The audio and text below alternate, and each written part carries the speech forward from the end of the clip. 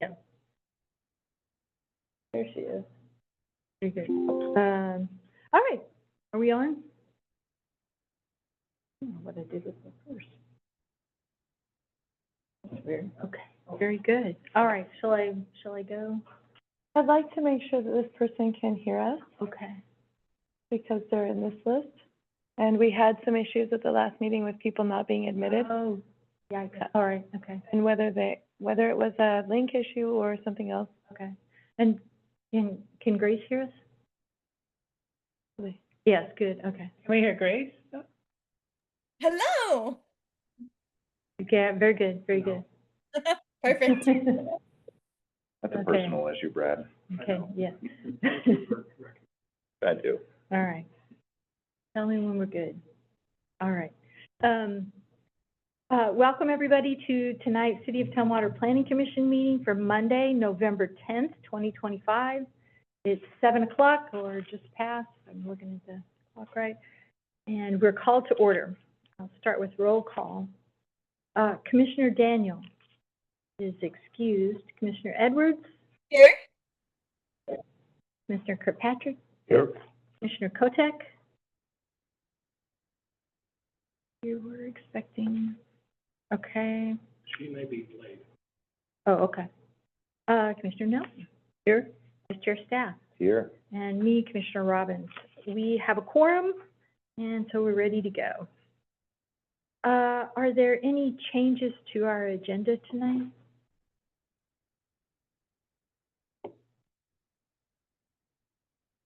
Okay, looking around, not seeing any. Let's go to item number 4, approval of minutes from October 28th, 2025. Any, A motion to approve the minutes from October 28th, 2025. very good. Second. Okay, it's been moved and seconded that we approve our planning commission meeting minutes for October 28th, 2025. Any discussion? Okay. All in favor of approving our planning commission meeting minutes from October 28th, 2025, please say aye. Aye. Any opposed? Good, we're approved. Thank you, everybody. Next up, election of our commission officers, the chair and vice chair. And I think we start with chair, right? You may choose however. Okay, we'll start with you. Anybody care to nominate anyone, or? I'll nominate Chair Robbins to maintain the chair. Subject to her agreement to do so, I second. Okay, thank you. Any other nominations? I will agree to do so. Thanks for your continued vote of confidence. All right, first of all, I guess I better call the vote. It's been been moved and seconded to nominate me as your chair. All in favor, please say aye. Aye. Hi. Any opposed? Aye. Very good. Okay, sounds like I'm your chair. I don't have to pass the gavel if I even had one. Okay, let's go to vice chair. I would like to nominate Commissioner Nelson as vice chair. If you agree. If you would like to. Okay, So- if you would like to. I really appreciate that nomination and would love to do something like that after I've served at least a year on the board. Therefore, I would like to continue to nominate commissioner staff to continue as the vice chair. Subject to. If you're willing. I'm willing. If you're willing. I'm second the willing. motion. Thank you. All right, very, very gracefully done. All right, it's been moved and seconded to nominate Commissioner Stapp as our vice chair. All in favor, please say aye. Aye. Any opposed? Great, congratulations, you're our vice chair yet again. Right. Thank you, very good. Step in if you're ever not here. That's right, that's right. So far, so good. Yes. All right. Appreciate it. Do you need to call the vote, need to vote? Or is I it? think we just did, we just Okay. did, we just did, pretty sure. Okay, Vibration. it was fast. We're moving along here, okay. Let's see, let's go to commissioners' reports. Anybody wanna say anything you've seen or done around about town, or good ideas you've heard of, or anything like that? For this commission, fortunately or unfortunately. Very good. Let's go to our deputy director's report. We are working on our 2026 work plan and our docket calendar, and as soon as we have that, we'll be sharing that with you. That's our calendar for all the items that are gonna come before you. We're preparing to share that, including the tree code updates, working on that as well. That was part of our 2026 work plan. We know that that's been promised and it's coming.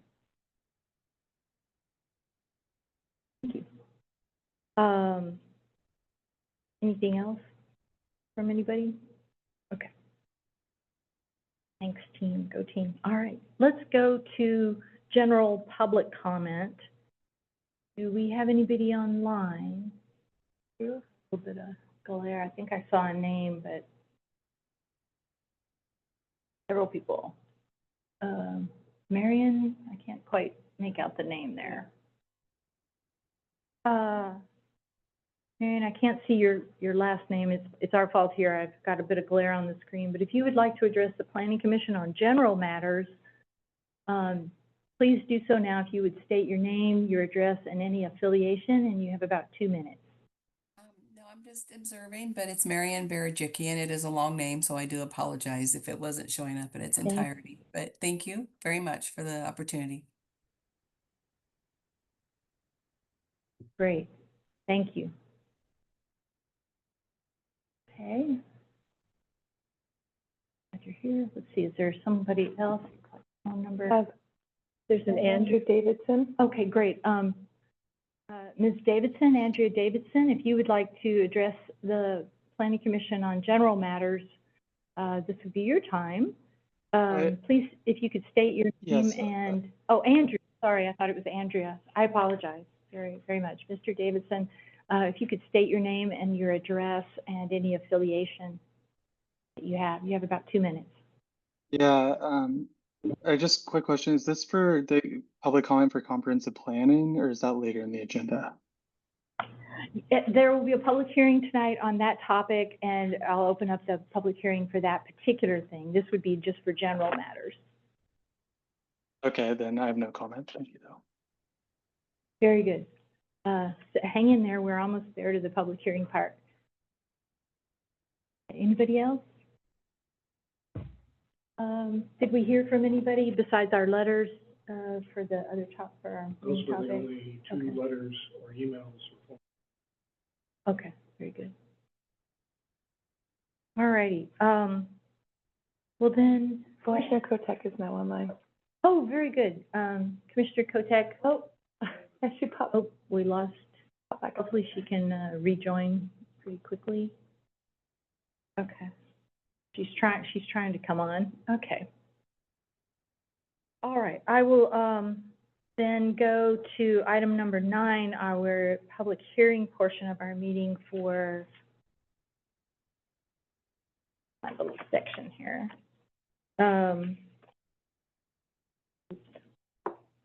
Let me use the script. This would be our one of our main topics tonight for our public hearing on our ordinance number 2025-010, our 2025 comprehensive plan periodic update. Okay, and I'm going to just start our hearing.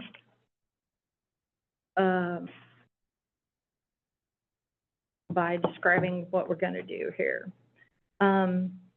So do I even want to have to describe the process before we just lead into the process? Yeah, okay, I yeah. would do that. That's what I'm going to do. All right. I think that's important. Okay. So what I'm going to do is I'm going to, when I open the hearing, we'll have a chance to hear from a short briefing from staff on our topic, where we've been. And then we will go to, we can have a chance to discuss amongst ourselves if we like, if we have any questions or remarks. Then we'll go to public testimony. And then once we're done with public testimony, I'll close that part of our hearing. And then we can still ask questions or have other discussion on our topic. But once we're done with that, I'm going to close our hearing. And then, you know, then well, I guess we have to take an action on the hearing and whether we want to recommend anything to council. So that'll be our process. All right. Okay, so welcome everybody to our legislative hearing on our topic tonight. I'm your chair, Elizabeth Robbins, and I'm going to introduce all of our planning commissioners. We have Commissioner Nelson, we have Commissioner Kirkpatrick, we have Commissioner and Vice Chair Staff, and online we have Commissioner Edwards, and I hope we get Commissioner Kotek on I'm here. You just Uh, can't see me on there because I'm on a different phone traveling. Oh, great, terrific. Glad you're here. Appreciate it. Okay. And then our staff members are our Deputy Director, Sharon Limbontebing, Dana Bauer I think will be helping or primarily covering our topic tonight, and our Director of Community Development, Brad Madru. So pretty well covered if we have questions that we need staff help with. And I want to remind everybody that the Planning Commission is an advisory body to the City Council. That's our purpose. We listen to things, we hold public hearings, and we offer our best advice to the City Council, but the Council is itself responsible for adopting matters, passing policy decisions, and ordinances, and the like. So, now that I'm going to call our meeting to order right now and open our hearing. I'm going, and it's about 7:12, and I'm going to ask Dana, please, to begin the staff report. Thank you so much for the great introduction. I appreciate that. Thank you, Commissioners, for allowing me to be here tonight to present to you. I want to provide you with an overview of ordinance number O-2025-010. Just for the record, and also just to go over how we can adopt this ordinance, what gives us the authority to do so as planning commissioners, what we're saying has been completed as staff and through your review. So, the work on the ordinance, on the comprehensive plan, was started in the fall of 2022 and was approved under work plans for 2023, 2024, and 2025, and involved extensive outreach to the community.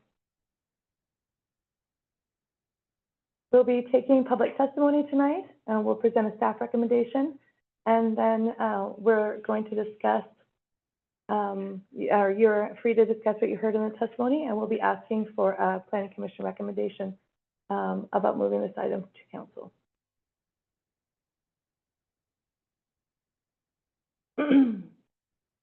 So the updates of the comprehensive plan look 20 years into the future to guide the directions for city, especially where it comes regarding the investments to public infrastructure, where parks, houses, and jobs and things like that can be located, and other public assets. So the plan was last updated in 2016. The Thurston Regional Planning Council provides forecasts for employment information. They provided the housing allocations and population forecasts, as well as buildable lands data. So that all comes in and feeds into the plan, and how we know that our community has changed and we're growing and we need to update the plan. The update addresses diversity, equity, and inclusion, and it reflects community goals while also meeting the state requirements. So for community engagement, we held tours and open houses, work groups, community meetings. We attended community events outside of the city functions. We hung flyers, posted on social media, and also in the monthly e-newsletter for City of Tumwater. And we had informal discussions with almost anyone who wanted to chat about the direction of the community.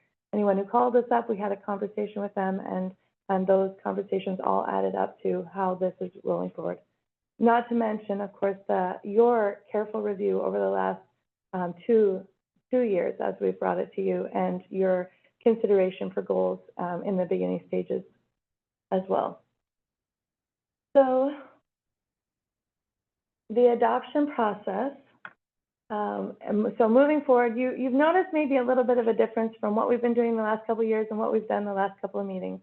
So this is really taking all of that work and rolling it all together into one and moving it forward through the adoption process to make sure it's had the required legal review from you and from our planning, from our city council. So those are the pieces we're moving with.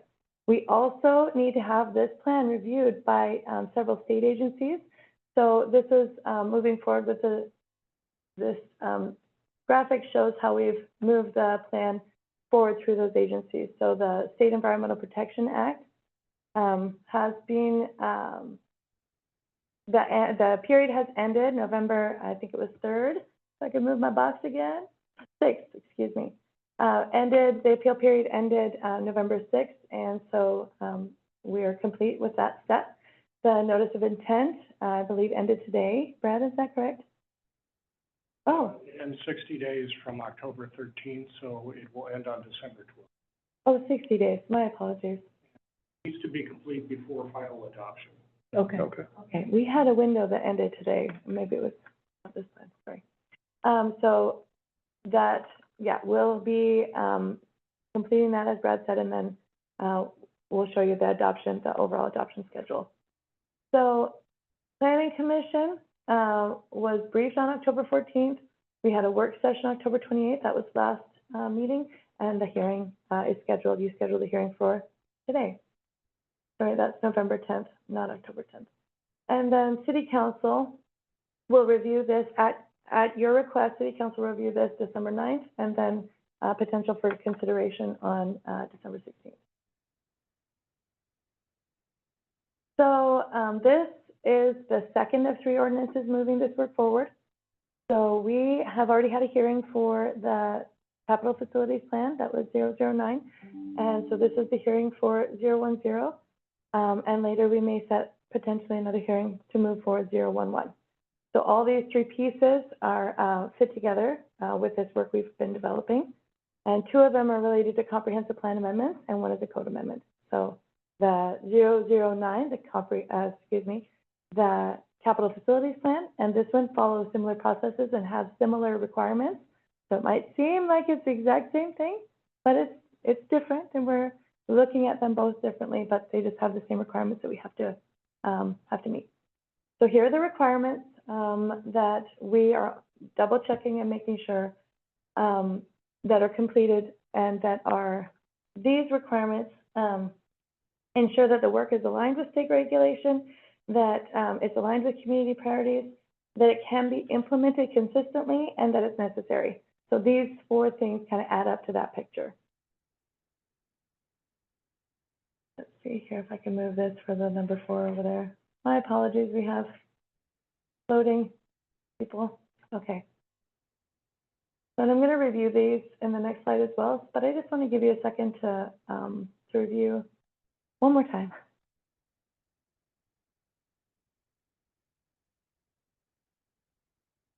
So as the staff has reviewed the plan, we have seen, and these are the staff conclusions.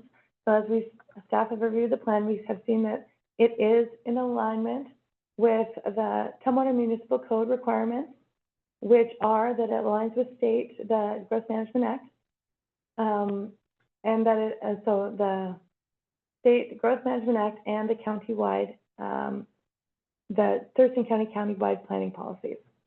That all the elements themselves together are,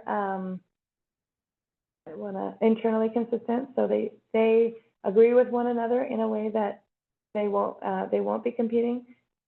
And then the comprehensive plan, that neighboring jurisdictions also have plans that are in the same, aligning in the same manner. Not that they're exactly the same, our community has its own needs and its own goals, but that they are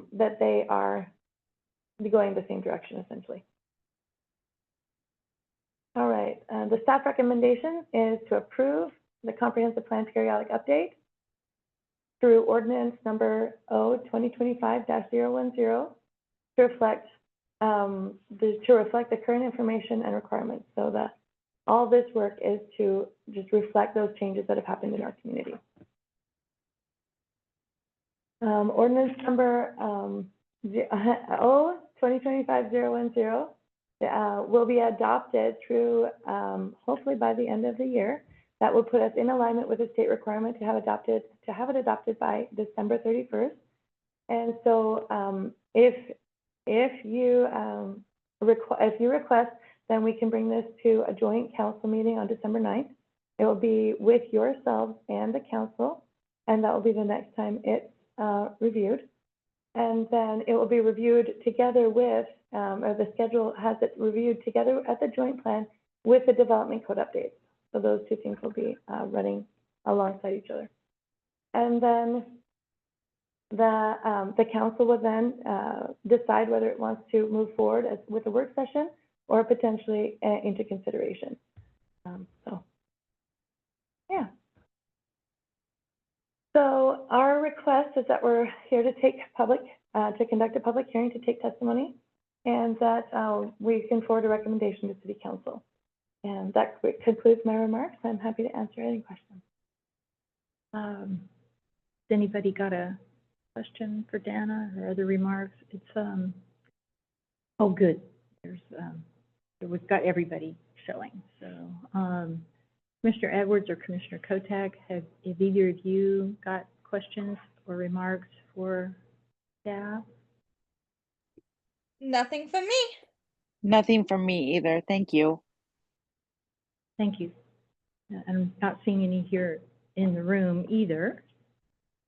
Okay, so what I will do, once again, our purpose here tonight is to take public. I apologize. We did receive one comment letter from. Oh, you're right. WFW that I sort of like to walk through. Okay, yes, please. Tomorrow, Yes, everything. Yes.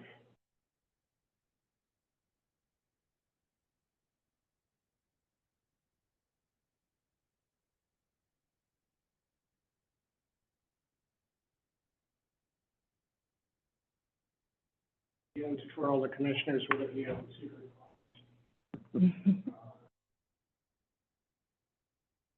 I can desperately read for long distance.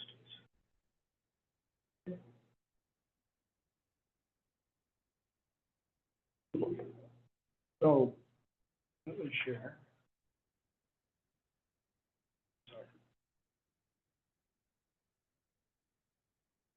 And where's the share now? Green in the center, the bottom.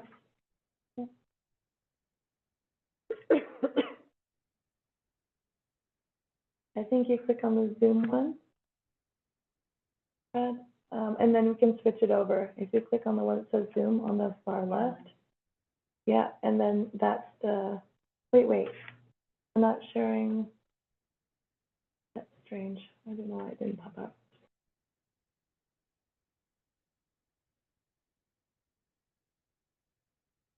This content, if you click share, it should pop up. Oh, it did open it as a Word, as a, there it is, yeah. I apologize for the delay for everybody. Okay.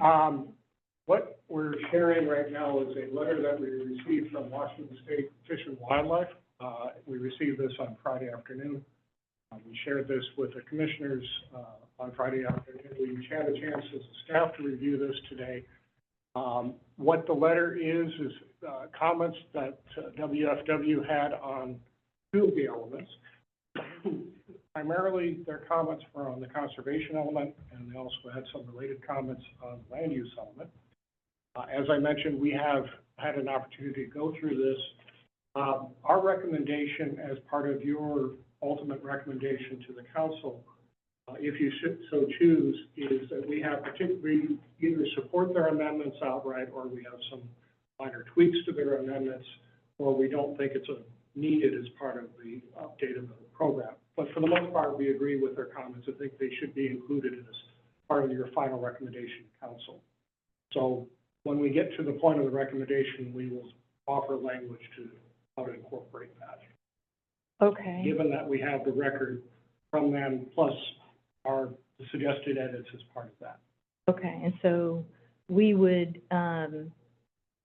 adopt as per suggested amendments from the Fish and Wildlife Department, something like that. Recommend for, Okay. So I would just like to very quickly roll through their comments. As I mentioned, these are primarily on policies within the conservation element. The first one was originally dealing with prior to any development that critical areas be identified. They proposed adding language saying that avoided to the extent possible and otherwise protected to meet no net loss requirements. We think this is an appropriate addition, given that's actually what's in the RCW and the WAC. So we support that particular change. The next change was the policy C 8.3, protect and enhance natural drainage systems. We've added or degraded drainage systems. Well, in our opinion, we feel that natural drainage systems would cover whether they're degraded or not and what degree. I think it's okay to include that additional language in there to provide additional emphasis on everything should be enhanced as much as possible. Next page, page 2, was a comment on policy 8.6. Staff, the original policy discusses resource industries to use best management practices to prevent erosion and sedimentation, following state regulations.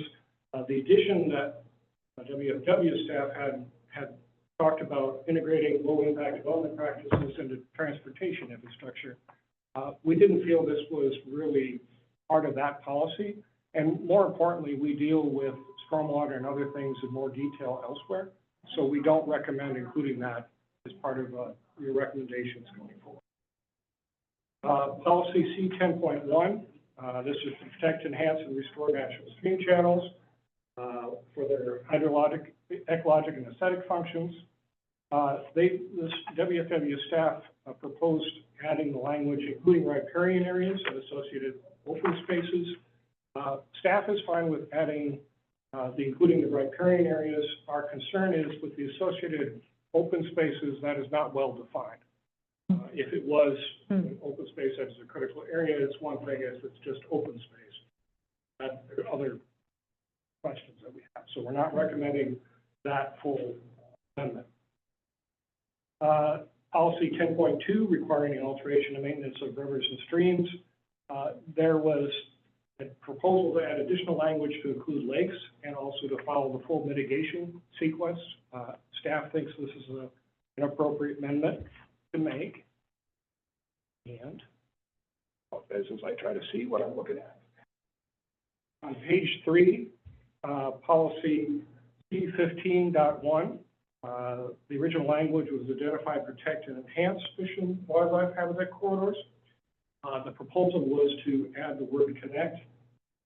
Staff doesn't think this is necessarily appropriate. Connection is a very active thing and a very expensive potential proposition. We have explored this option as doing our habitat conservation plan, for example, and the mechanisms to ensure that connection exists and is maintained over time is expensive and can be not necessarily something that we could do to create unless we really want to put a substantial effort into this. So our proposal is to leave it as identify and enhance, and the enhancement itself would allow for the possibility, if possibility for such things as connections in the future, I think. Okay. But it gives a little more flexibility. Policy 15.2, this adds and restore to protect preserved habitats. Staff is fine with that particular recommendation. Would it be helpful if I scrolled for you, Brad? Or to scroll as I'm talking. Or, The last two policies on page 3, 15.3 and 15.4, was just WFW announcing that they were supportive of the proposed language and offering no changes. Page 4, last policy for the conservation element. This was policy 15, C-15.5, and the original language, restore native vegetation and control invasive species. WFW recommending adding protect and preserve in addition to restore. We feel that's an appropriate thing to be including. The language, the items that they added for the land use element, the first one on page 4 is LU 10.1. This is a coordinated provision of open space trails and space for recreation opportunities with Parks and Recreation. This is really outside of the scope of what we are currently working on, but I think it is something we will carry forward when we're working on the Parks and Open Space Plan, because that is where we can incorporate the other things in addition to recreation, in addition to setting aside land, I want to say just for enjoyment from afar rather than active use kind of thing. That's more appropriate for the Parks and Open Space Plan discussion. Next change was on the last page, page 5, policy LU 10.2, preserve and enhance environmentally sensitive lands by developing compact urban areas. And WFW suggested additional language and to avoid impacts to critical areas by following the mitigation sequence. We don't necessarily think that this particular policy needs that addition. The concern is this is really a land use element, making sure that we're focusing our development in compact urban areas for a variety of reasons, one of which is protecting critical areas, another of which is enhancing transit use and so forth. So calling out one particular element here, I don't think is necessary to do. The last comment was an implementation action, LU 2.2.2, developing and adopt an adaptive management plan for the protection and enhancement of critical areas. WFW said they were supportive of that, and we acknowledge their comment. Does the commission have any comments either on the WFW letter or any of the proposed staff recommendations? Commissioner Nelson. I had a question on the connecting part in policy 15.1. Do you see that down the road? It sounds like it's really expensive, really needs to have some comprehensive planning around it in order to do that. But I think it sounds like something that would be really nice and should happen in the future, so. Okay. If the commission feels that's the direction, I think we would be fine with that. Meaning sometime in the future, not this update. Well, meaning, I think in terms of the language, staff is proposing that we don't include the word Right. connect. If the commission feels differently, we won't have a fight over it. If we included the word connect, would that require some additional work in the comprehensive plan that you would need to? It would require not necessarily in the comprehensive plan, but it would basically set our work programs is one of the things we would have to address going forward. So we would have to think about, if we're going to include something like that, we should be thinking about how we're going to implement that. Right. So that's where we start to get into bigger complications. And what I acknowledge is I don't know a lot of information about this. So when I read this, it's like, oh, okay, this really does sound desirable. But on the other hand, I can't envision what it really means in terms of work or how it would change what it looks like to go into those areas. So I'm making the comment. I don't think I'm making the recommendation unless other folks on the commission,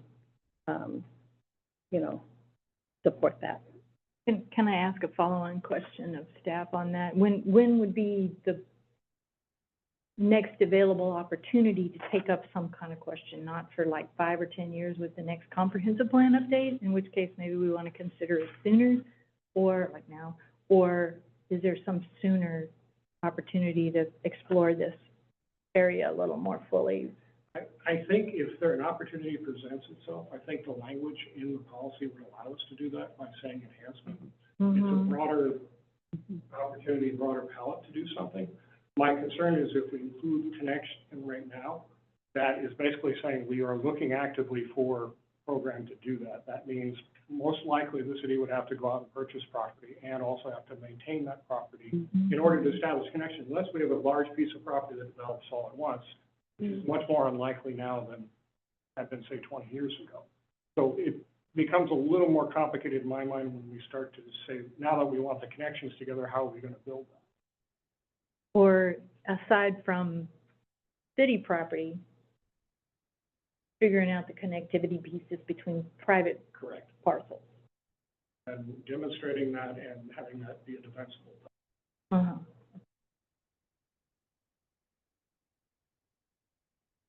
Commissioner Kirkpatrick. When I look at the list of items that we can't get to on the work plan, and I weigh the importance of those against the importance of this, I don't see that we are going to get to it immediately. And I think that in the process of carrying out this current policy over the next several years, we can work to put it on the work plan. But I don't think putting it on the work plan is going to get it done any faster if we did so. So are you proposing we want to include? I don't think we need to include it. Okay.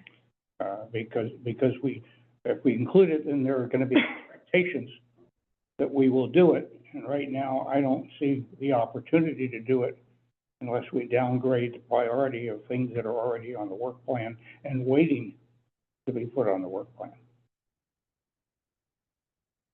Yeah. Commissioner Staff. I agree with Brad on the wording for enhanced that's already there.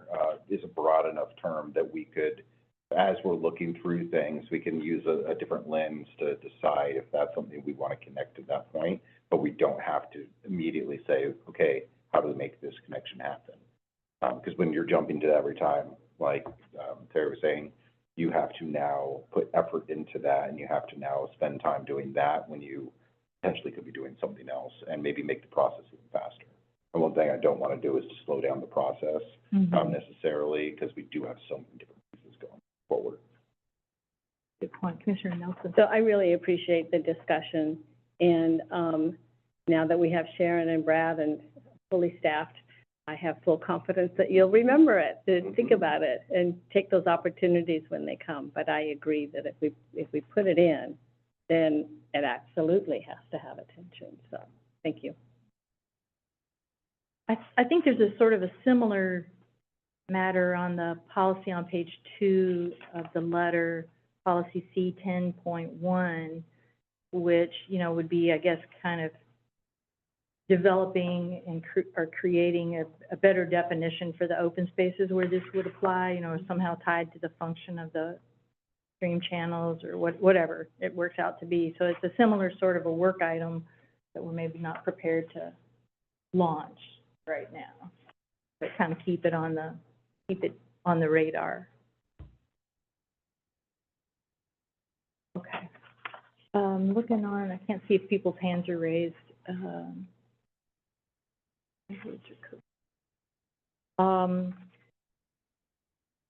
Okay. Another kind of a question. Danny, you mentioned that we still have a bit of, the Department of Commerce, for example, has still has some time left to review everything. And if any other state entities come in after tonight, would they funnel that through Commerce to get the timing, and kind of maybe more importantly, if there's something critical that they note, what does that do to disrupt our?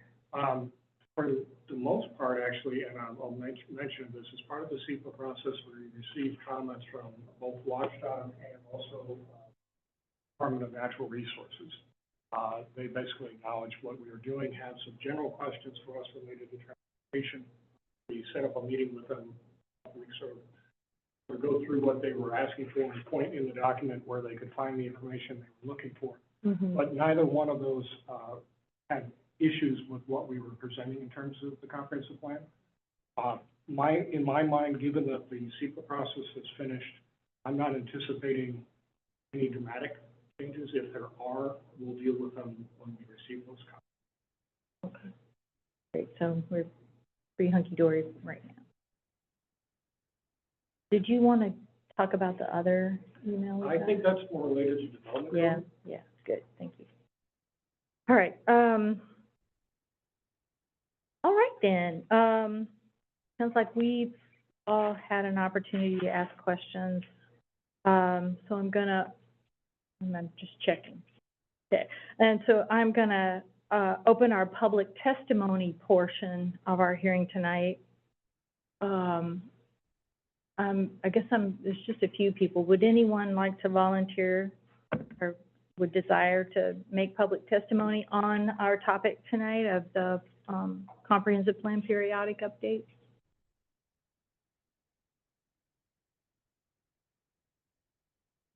That looks like Mr. Davidson. Go on ahead. If you could state your name and your address and if you represent anyone. All right, thank Go ahead, you. you've got it. Yeah, hi, my name's Andrew Davidson. The organization I'm with is Linea Energy. Address is Could you spell 311, that? pardon, Linea, Linea, and then space Thank you. energy. And the address is 311 California Street, San Francisco, Suite 450, 94111. Good evening, members of the Council and Planning Commission. Want to just support or show some support for some of the code that's been put, or some of the Thurston County provisions. And so first in the utility section, we strongly support goal U2, which calls for enhancing Tumwater's electricity generation, distribution, monitoring, and storage infrastructure. And then in the climate section, we support goal CL5. We also support policy CL 5.1, and then policy CL 9.2. Both are related to increasing the production, storage, and local renewable energy, and then plan energy infrastructure to be able to integrate with an increase in renewable energy sources. Regarding implementation actions, we support CL 9.5.1, CL 9.2.1, and CL 9.2.2. And then finally, one recommendation we have for staff and the commissioners is we encourage the city to move up the start date for the implementation policy CL 13.6.1, which currently begins in 2035. This policy is to collaborate with key stakeholders to draft recommendations for new building codes and incentive programs that will help installation of on-site renewable energy and battery storage. Thank you for the opportunity to comment and for your work on advancing Tumwater's clean energy and climate leadership. Great, thank you. Thank you very much for taking the time to be with us tonight and your supportive comments. All right.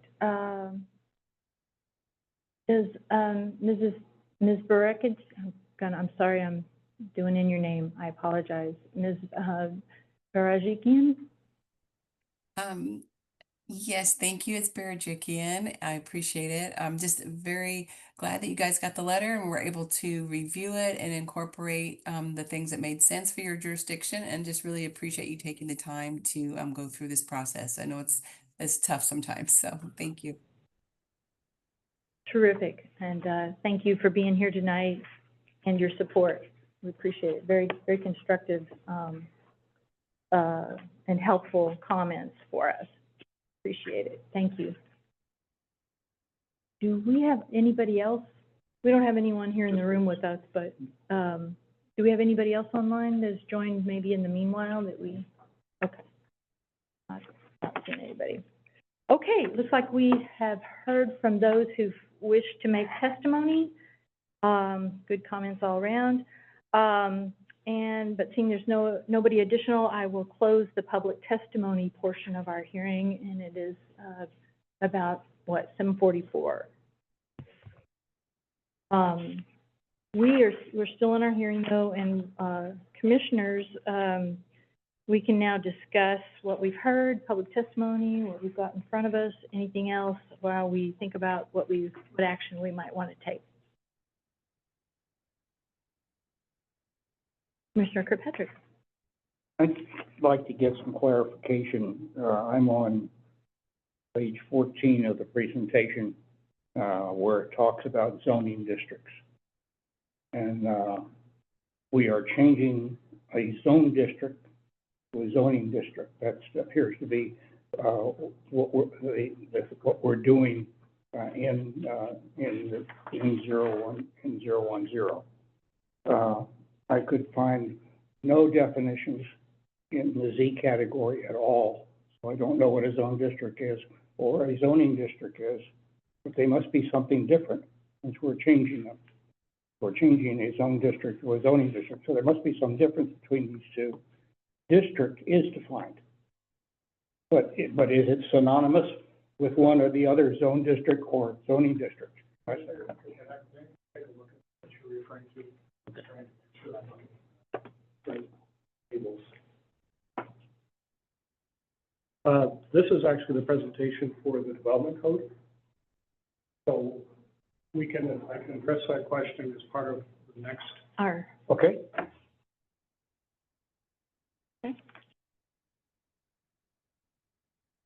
Are you good? You're I'm okay fine with with that? Very good. Okay, we'll take that up, in our next item. Okay, any questions, comments, ideas for action? We have I will go ahead and just, say we have, our options tonight, if we want to, is recommend the city council approve, the ordinance number 2025-010, our 2025 comprehensive plan periodic update.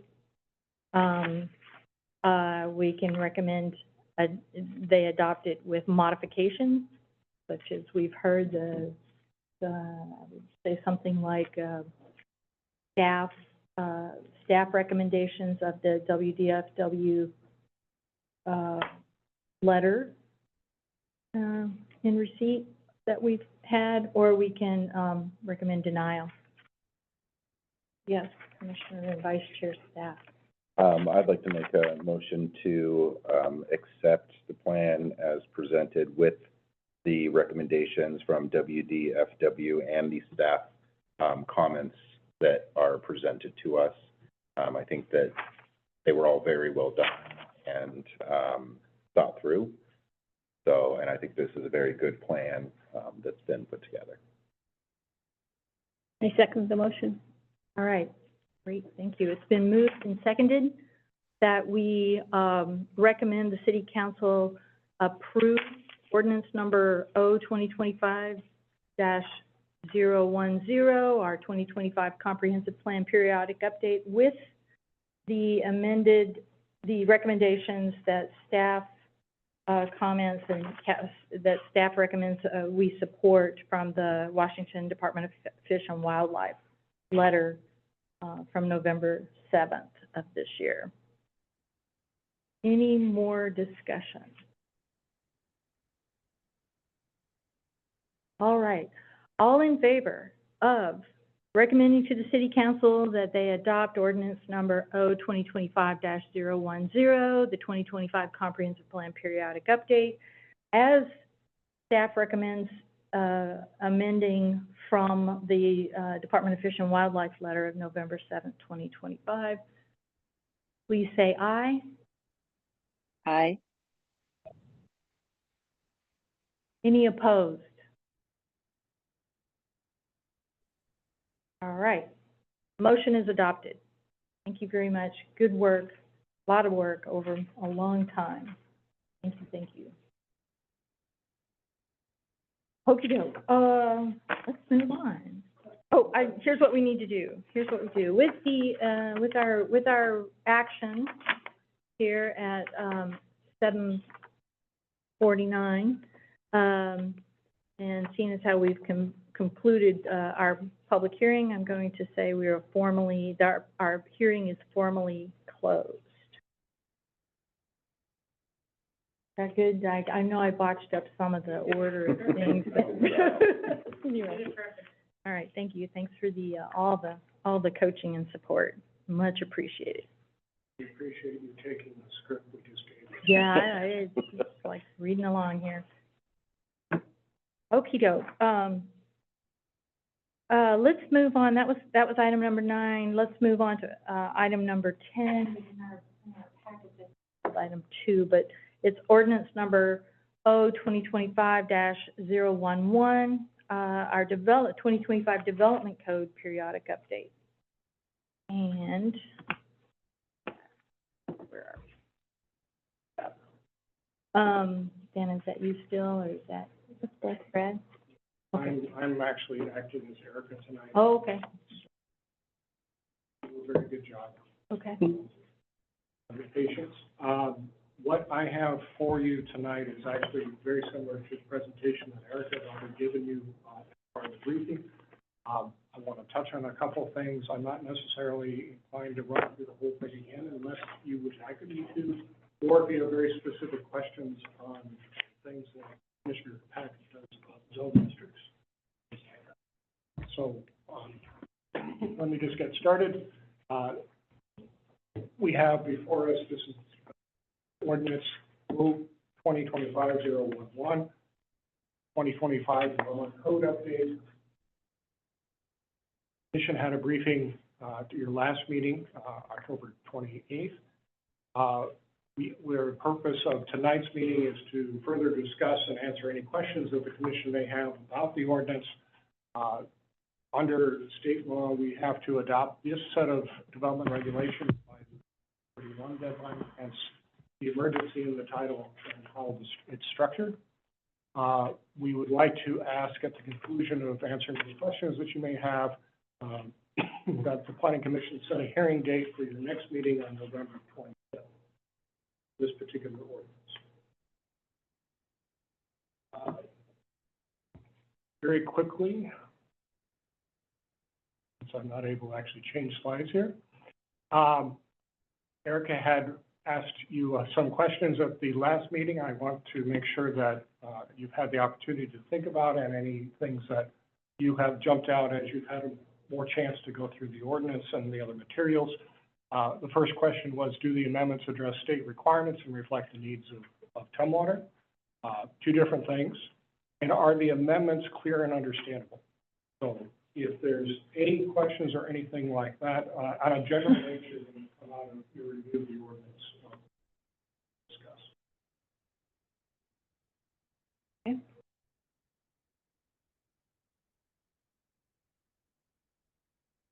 Any remarks? With those in mind, as we go through this.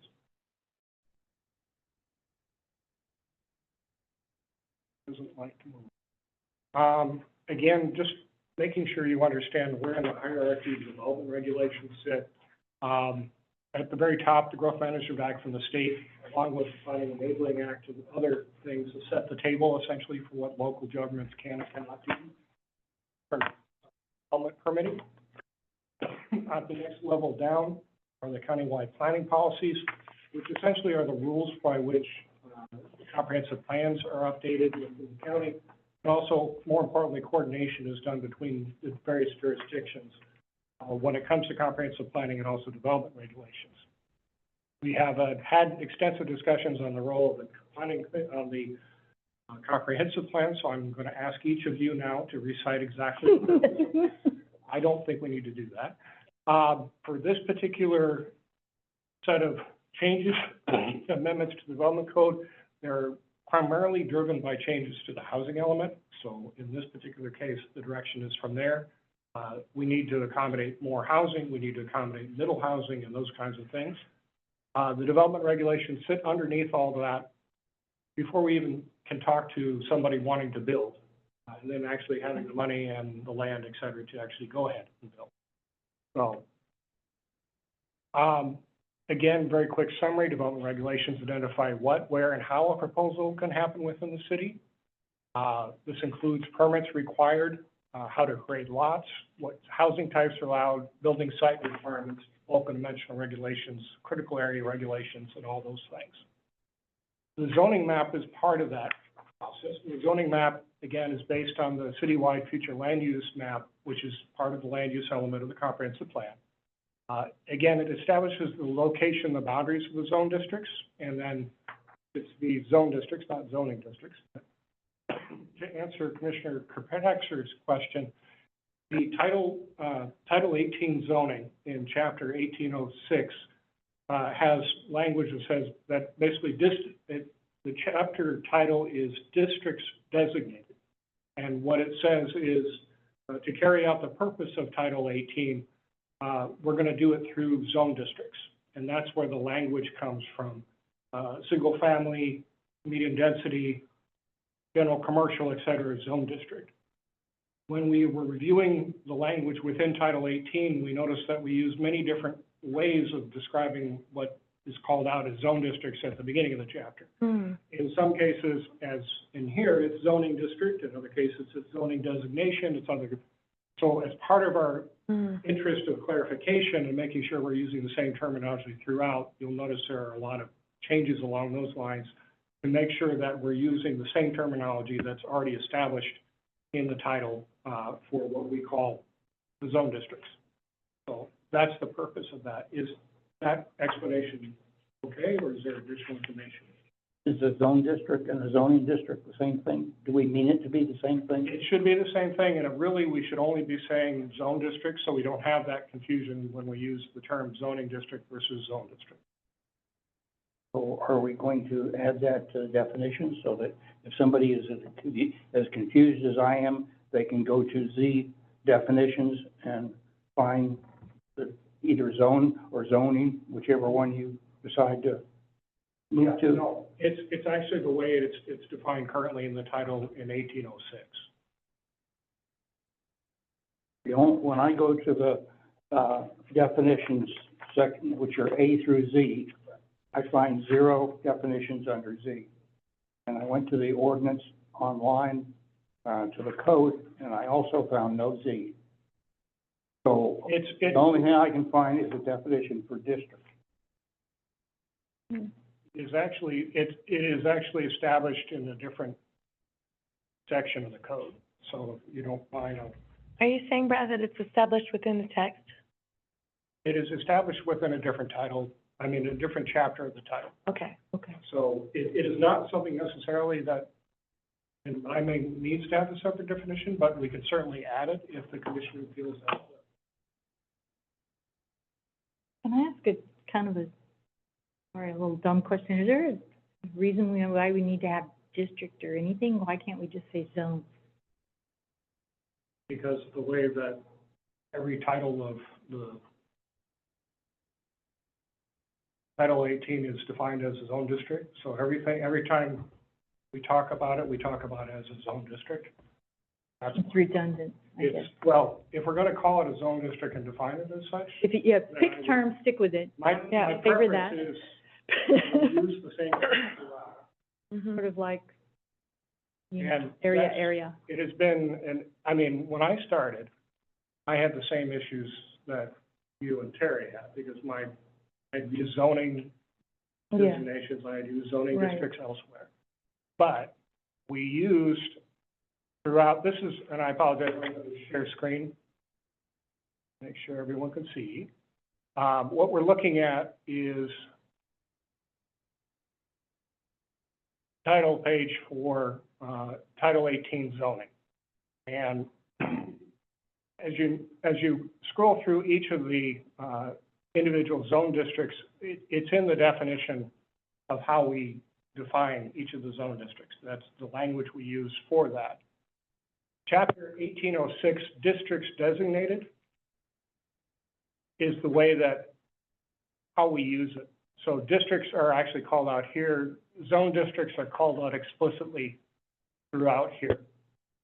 So in my mind, with this particular section of Chapter 8, we really don't need a separate definition, unless, of course, the commission feels that we need to add a separate definition to say either point to this or to add additional language.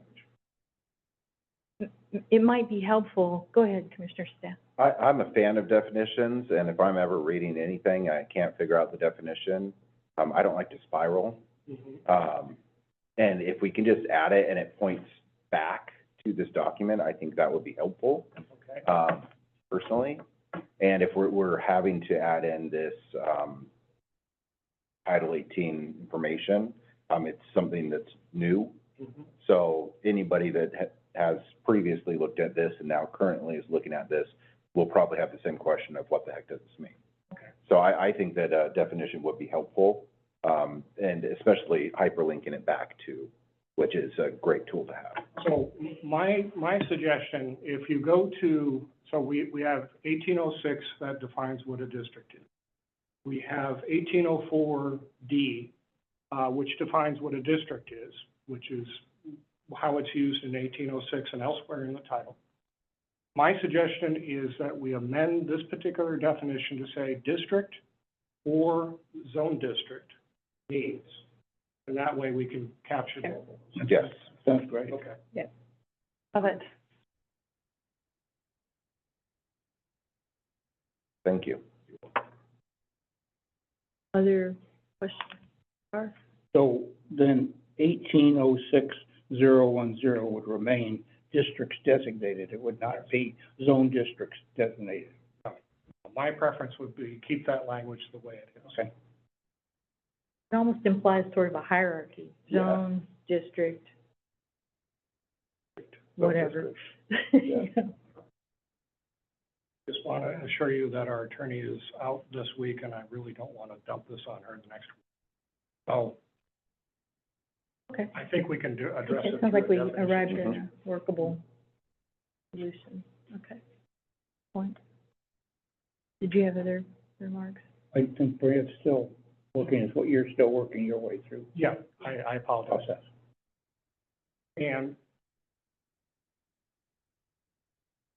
again, I want to make sure that I'm not repeating myself or repeating what you've already heard as part of this process.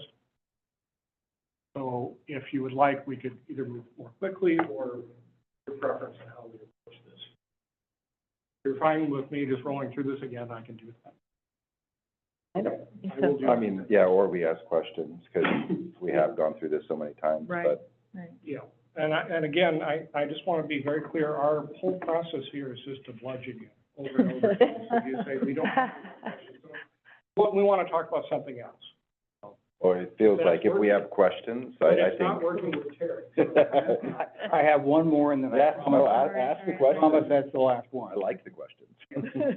The Appendix A street designation. Yes. Talks about Signature Road. Again, we do not define Signature Road anywhere in our current code or suggested in the new definitions.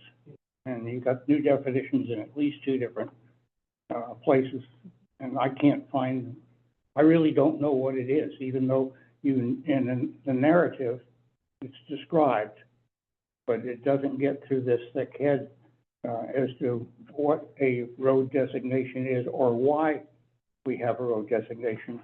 And there's all these maps in here where we've selected little pieces of road in the city and said, okay, this area is gonna be a signature road. I don't understand What the that is. selection process, and I don't understand, once it's selected, what it means, other than it keeps saying that it has a different set of regulations on what the development code is in that particular area. I look at, as an example, I look at Henderson Boulevard in the area that has been sort of abandoned since Tumwater Boulevard was built. You know, the good place for the traffic to go is where it's going on Tumwater Boulevard. But all of a sudden, we've decided that Henderson Boulevard is a signature road, and I don't understand.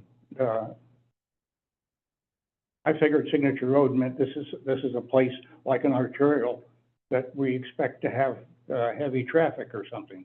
But And I need some clarity on it, and making, and putting it in the definitions, should take care of that, but, So what is the signature road? my proposal is, and you pointed out something that I need to mention, that Appendix A, we did not really update as part of this particular round because we were focused on housing-related updates. However, you'll notice all those maps are from 2016 and before, so they don't reflect anything close to current zoning. And we haven't addressed the signature road issue or all those things. So my proposal is we have another round of code updates coming. This is it should be part two. I would like to update that whole section, address the signature road thing and any other leftover things that we weren't able to capture as part of our housing focus. I'm fine with that. Okay, as I mentioned, the 25 development code updates are really focused on housing related amendments. Middle housing is the broadest of all the changes.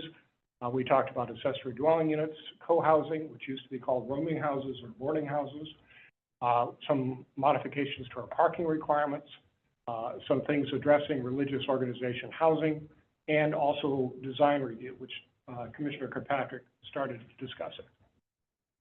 So middle housing, the biggest changes, again, under state law, because of our population size, we fall into the category that's required to provide at least 2 units per lot and up to 4 units per lot in residential zone districts if at least 1 unit is in affordable housing. So you can have, you're by right allowed to have at least 2, but you can go up to 4 if you do 1 unit of affordable. Residential zone districts are defined essentially as districts that are primarily for residential uses. And so those things are currently our single-family zones, our multifamily zones, and so forth. And that's where these requirements would come into play. We've also created some language in each of the zone district titles that address this particular item and how to do that. Wanted to speak about the requirements that from the state for residential zone districts. And you'll notice I didn't talk about either the manufactured home park zone or the residential sensitive resource zones. And those under state law can be excluded under the requirement that we look at the total lots designated in residential zones, which are the 6 residential zone districts, the 2 multifamily, 2 single-family, RSR, and the manufactured home park. Look at those together, look at the total number of lots, all that looks at. And if more than 75% of those lots would be affected by these changes, we can exclude some from that, some of the zones from that. So actually, we're close to about 85 to 90% of the building lots would be affected by the middle housing regulations, just for the 4 single-family and multifamily. And so in our mind, and this is important because the city established a manufactured home park zone to preserve manufactured home parks by severely limiting what you could do. And we don't necessarily want to introduce middle housing types in there to create the opportunity for somebody to redevelop and displace existing uses that we want to protect. Similarly, with the residential sensitive resource zone, those are areas that have either high groundwater or extensive wetlands or other reasons why we don't want a higher level of development. We are allowing things like cottage housing and duplexes in those areas, but we're not looking for the full range of middle housing, for example. Meeting 2 accessory dwelling units per lot requirements of the separate House Bill 1337 counts towards meeting the dwelling unit allowance. So you can have 2 single-family houses, you could have a duplex, you could have a single-family house and an accessory dwelling unit. If you want to take the affordable housing route, you can build another single-family and another accessory dwelling unit, provided one of those is affordable. You have to obviously fit all that onto a parcel. In some cases, you're able to do that. In some cases, it's going to be a challenge. But that's how we're sort of overlapping 2 different requirements in the state law as part of this process. This is an example of that dwelling unit density that Erica found, and it's actually a really good one.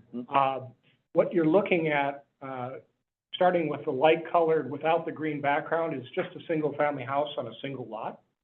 And then you're going through 3 different examples of how this might look with 2 units on a lot. That first one, as we move towards the, to the right of the screen, is a single-family house and a garage and a guest home. So for example, having an accessory dwelling unit on top of a garage would be an example of that. That would be 2 units. The next one is actually subdivided into 2 separate lots.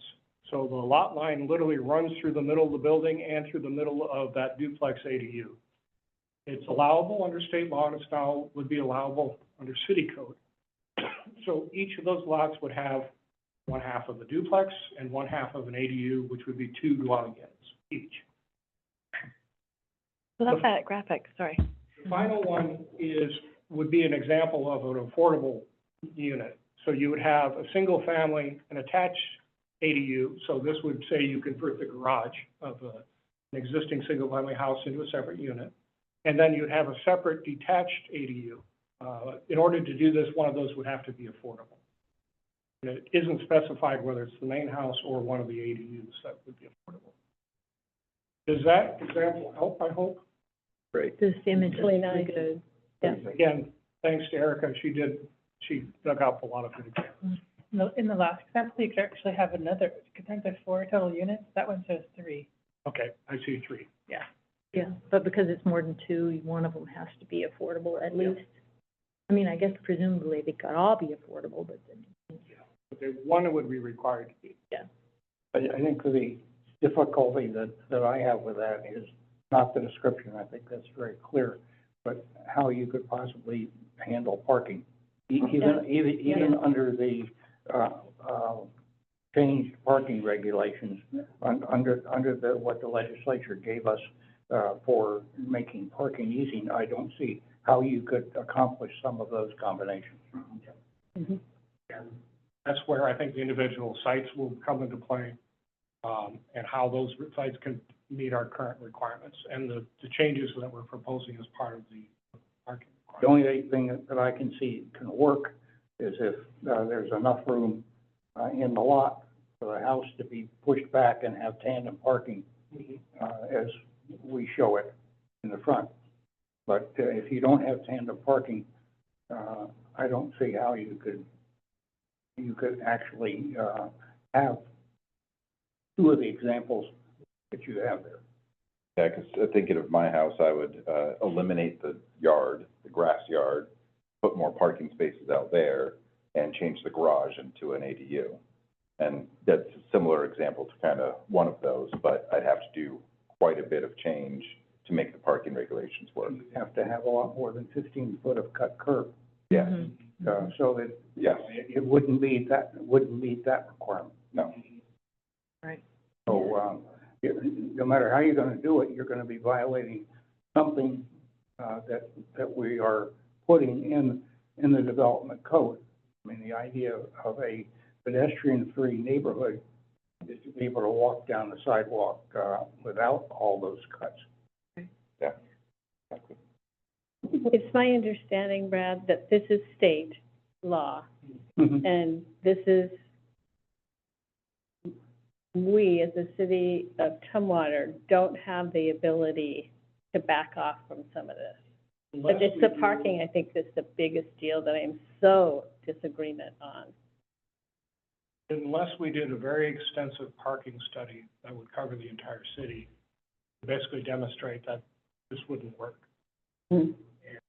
I don't think, just, there's such a variety of lots and such a variety of neighborhoods and on and off-street parking. The scope of such a thing is too much, in my mind. I think for the time being, we're gonna have to try to make it work and see how it works, see how much development we actually get. And then if we truly have an issue, then we have to pursue some other way of doing it. Either through a different form of parking enforcement or something, which we don't manage parking in the city on the street right now. So that would be something we'd have to look at. This is one item out of the whole comprehensive plan that I would appreciate maybe a quarterly update on I realize the state is working hard to make affordable housing. So what's happening? There's a lot of opportunity here. What is going to actually happen? Will be happening in the city of Tumwater? And I think it would be really important to have those updates. Like monitoring and tracking the number of applications that we get? Yeah, that kind of. I think that's a very reasonable thing. And that's what Sharon is starting to take a look at that reporting side, because we have our formal reporting back to the state, on the housing side every 5 years. We have now our reporting on our permits that happen annually to the state. We also have a reporting, that we do for population that happens in April to OFM. A lot of those things, we can pull that kind of data in, what kind of units we're getting, who's submitted permits, who's actually pulled the permit and started building, those kinds of things. Our current permit system isn't set up to press a button and get that instantaneously. So right now, we print out reports and go through and count, okay, I see duplex, I see that. However, I think it's very worthwhile to take the information we'll be seeing in March and April and reporting back to you, this is what we're seeing. And also in terms of the permit reports that we're going to be providing the state and providing that to you. When we're transitioning to the new permit system, we're definitely looking at how can we improve our reporting capabilities so we can actually do that kind of stuff without having to go through the process we have to go through now. I imagine we're not the only municipality that has concerns or surprises around all of the state requirements now on housing. I think the desire is in the right place. I'm not sure the regulations are in the right place. So to see how it really impacts Tumwater, I think is important for this commission to know. And at a very general level, Sharon is also going to be working on sort of how we can better report out and put on dashboards and other things, information. So we have we have policies that say we want to do this. Let's have some way of measuring or saying that we're getting, how do we have a difference between now and 5 years and so forth. So we get some sense of what kind of progress we're making towards these things. Thank you. It's up to Sharon. Please, go ahead, Sharon. Have we had an opportunity to share? Oh, go ahead. Have we had an opportunity to share the projects map with the commissioners? We have in the past, but we can certainly, what we have update on a fairly regular basis is just what our new permits are coming in and the big projects. So it doesn't say capture the single family or other things, but it does capture larger subdivisions and industrial projects and commercial. And we could certainly share that.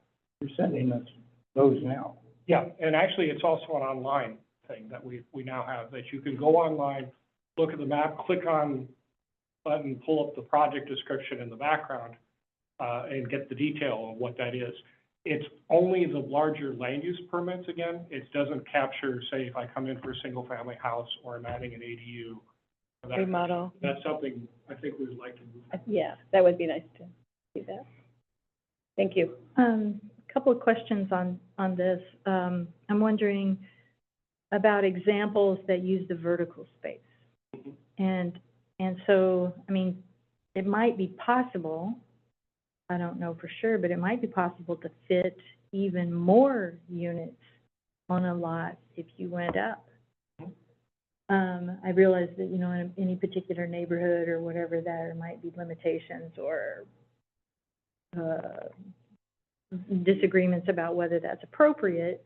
But the reason I'm asking is that I kind of want to get to, does this then kind of lead to, if a property owner or developer comes in and has some ideas about how to really, you know, increase the density and the use of the land, is there some sort of guided process for them, kind of a checklist or a series of steps of things that they can go through to help determine whether their idea, their whatever, you know, their vision for that particular property can be, you know, maximized or optimized for this kind of.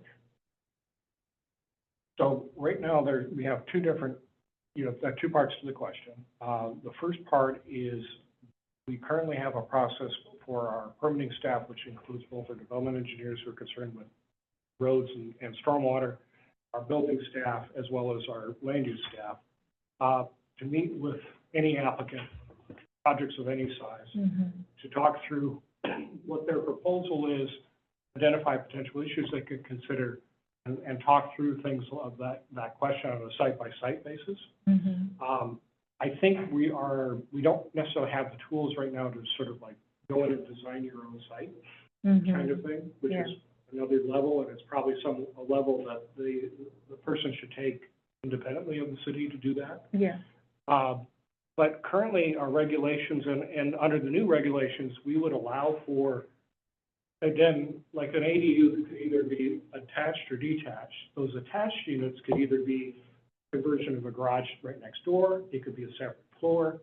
In this area, we can't say basements, but other areas of the country, we can say a basement, all those kinds of things, or a daylight basement, or something appropriate like that. So there definitely is within a building opportunities depending upon the age of the building and its original construction, how viable that option is. Yeah.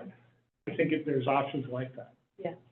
Okay, so somebody has that. I'm kind of wondering too about long-term. I realize this is, you know,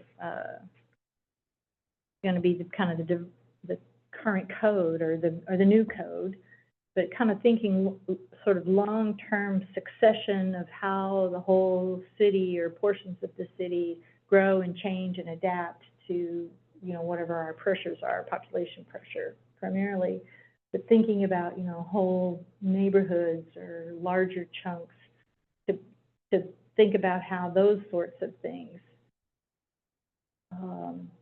can be envisioned. That we, you know, the city can help property owners envision those kinds of things as part of this really long-term succession. Does that make sense? I think so. Okay. I'm just trying to think how to. It wouldn't be part of this kind of a thing at all, but. Guidelines or handouts or? Yeah, in a way, but just kind of, you know, it helps. You know, the comp plan is sort of the long vision of 20 years. And the development code helps implement that, but it's sort of more immediate, right? Right. Like right here in front of us right now. And you know, sort of the transition, I guess you could say, and then is even beyond whatever the 20-year horizon is too. Not because I don't think things are going to be major upsets, but as we get more people, as we become more urban, as we become more dense, you know, it's, you know, getting people to kind of see those kinds of things as opportunities for the way they're going to develop.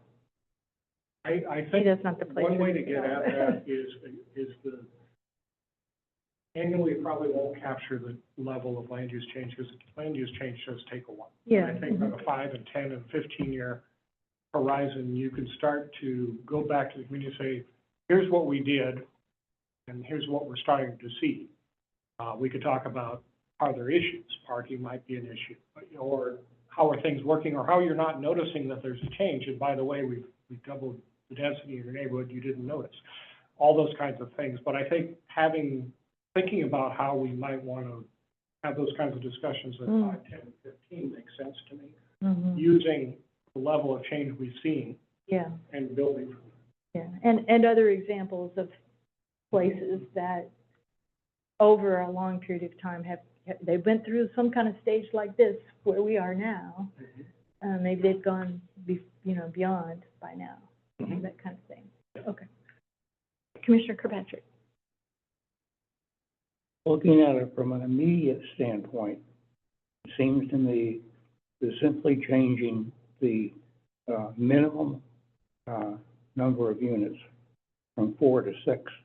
I haven't done the math, but that should create a tremendous number of opportunities to build situations like this. You've got them back to back, 4 per acre. You've got room to put an alley right down the middle between them and put units in what are now the backyards of those houses, and almost double your occupancy, terrain allowing. But that is a significant, very, very significant change, going from 4 units from a minimum of 4 units per acre to a minimum of 6 units per Right. acre. You're gonna build, Right. you're presenting an opportunity to build probably thousands 50%. of new, homes. Right. So Are we gonna get there's a there? few things I'd like to mention related to that. And I think, Commissioner Kirkpatrick, I think you're on the right track in terms of what our thinking has been. We adjust things along the edges and we get a bigger result because of that. What we're starting to see on the permitting side is applications come in for not only a single-family development, but also a single-family development that includes the building of a separate ADU as part of and that's occurring right now. That's Mhm. without any code changes from what we have. We're starting to see that. At the recent real estate forum that the Economic Development Council puts on every year, they had a panel discussing housing and how to improve, getting more housing built. One of the panelists was Rob Rice, who's one of the bigger developers in town, local developers. And he actually admitted that he's a single-family developer. That's what he's comfortable with. That's what his model is based on. But he says, you know what? Next year I'm doing duplexes because that's where the market is going, and I have to adapt to that. Mhm. Again, that's happening before we've made any of these changes, and it's not even in anticipation of the changes. It's just, I can do this now. Here's how I'm going to do it. So it's a combination of making some tweaks in terms of density to allow for greater flexibility, taking the caps off a lot of the multifamily so we can get more multifamily, which is where a lot of that affordable housing will probably be, rather than, say, the ADUs or Mhm. single families. But at the same time, pushing all those. One of the things I heard at the American Planning Association training that we got to go to, that conference, was that a lot of times in a small community, when we have local developers, they do get in a pattern, but once they see it working in the community, they see an example, they see something taking off, then replicating that is a lot easier. So in other communities, especially with larger projects and apartment buildings, it has taken the city to start those. We have that happening without our direct involvement. So, waiting that out, seeing how those go, seeing them fill up will encourage other people to do similar projects. Mm-hmm. And another really important thing is in 2008, when the recession hit, we lost a lot of local builders because they were really on the margins. But they were focusing on making stuff work on very challenging lots, making, different kinds of product. I think we're starting to get that cohort back, getting the people who now have the experience that we lost entirely in 2008. And I think that's also kind of an important thing to keep in mind. We now have, in addition to the existing developers who survived saying, I could do this, there's also another group that have experience in doing this, saying, I want to do this, Mm-hmm. let me do it. Very quickly, again, we're only required to provide 6 of the 9 types of middle housing as part of the state regulations.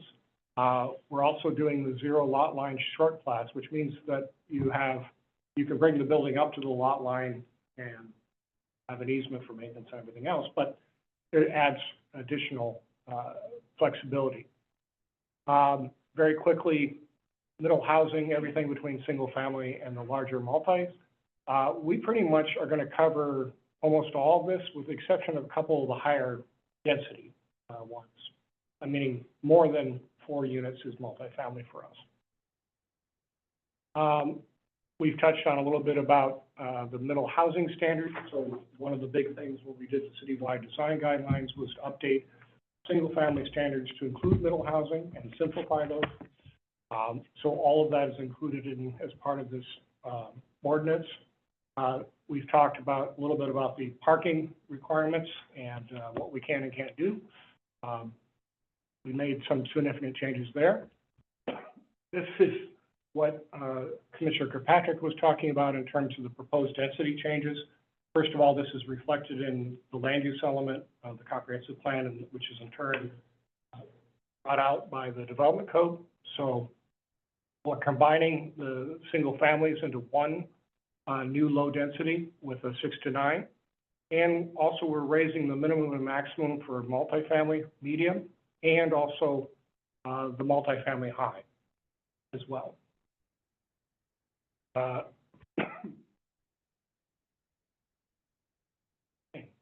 We've talked about the 2 accessory dwelling units per lot. Accessory dwelling units not being less than 1,000, we can't require them to be less than 1,000. Somebody can build something less than 1,000. Development and design standards can't be more restrictive, so we've actually taken out a lot of that language that's currently in 1842. Additional language from the state allowing conversion of existing buildings to an accessory dwelling unit, even if it's non-conforming. That means if you have a commercial space and it makes sense from the cost perspective to change that into multifamily, you can do that within the same building envelope. You don't have to adjust your parking. Again, state law preempts a lot of things in terms of reuse of space, that kind of thing. We've had this actually for a few years now. We do have reduced impact fees and system charges and permitting fees for various housing types. For the fee resolution for 2026, we've expanded that to include middle housing types. So if you do middle housing, if you do like any of those things, accessory dwelling unit, there's a reduction. If it's affordable, there's another reduction. So we're obviously trying to help with that. Mr. Kirkpatrick. One question here. Doesn't impact what we're doing, but if a development has been put in and the water system within a development is designed to service the number of units that are in that development, I would look to the impact fee to help pay for the expansion of that water system. But if we're going to do this, where's the money going to come from to expand the water system? So, and that's actually a discussion we're having internally about not only that part of the equation to make sure that, you know, obviously we want to encourage more building and all that, but at the same time, there are costs. And those costs will either be paid by the development or it'll be paid by the community at large. So that's one thing. We're having that discussion. We're going to have that discussion even more with the city council. But there's also the discussion, which I've forgotten, the very important next point it was so good. It captured everything. It was like a unifying theory of the universe. We can catch it later. So scintillating when it comes over here. You just said that and everybody understood. You had a secret deep pocket somewhere. Infrastructure. Yeah. What is it, school traffic and park impact fees all get the reduction? Only the ones that we control. So park fees and transportation, but not school.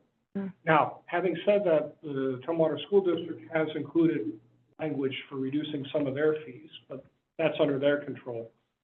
It's not our control to reduce those fees, but they do have that language. Eventually, we're supposed to review those, but we never even get to see them for the last 6 years. We get to see them at the very last moment. Now that. But the main thing in there is their prediction on whether the population will grow in the schools. In other words, we're looking at this huge population change, but the question is, how many of that is going to be school-age kids? And they've got their own algorithms to figure that out. And that, you know, we aren't involved in that, although we certainly are impacted by it. And now, I will say that we do review what they provide in terms of, first of all, their population projections. We also look at where they're proposing new schools and what the triggers are for a new school. There's usually a threshold saying we need a new elementary school, we have a certain number of students. So we are tracking that. We'll pay closer attention to that now that we have a little more staff and a little more time to focus on that. I do want to point out the Olympus School District, which has a very small part within Tumwater, is charging 0 impact fees in 25 and 26 because they're not anticipating the need for any expansion of any sort. So it could change depending upon population pressures and other things. I don't think we really need to go into great detail about co-living housing unless anybody has things. Other housing, we have talked about the changes. I don't think we need to go into this in detail. I do want to talk a little bit about religious sponsored housing density bonus. These are two separate things that are related by under state law that we have to provide. And so we have added this for housing developments on property owned or controlled by a religious organization. That's defined within our code. There is a provision for additional density. If it's part of that, it has to be permanently affordable, but they can do more than other organizations. There's also been some changes to the religiously sponsored homeless housing section, and this is again driven by state law, to add if the religious organization wishes to sponsor or on their property an outdoor encampment, indoor shelter, tiny house village, or a vehicle resident safe parking area. They have the ability to do that under state law, and so our code has been updated to reflect that change.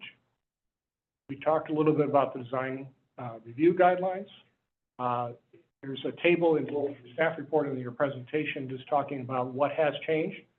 The primary focus again was removing the cottage housing and replacing that with a middle housing, single family, and accessory dwelling unit chapter, and then moving all the chapters up.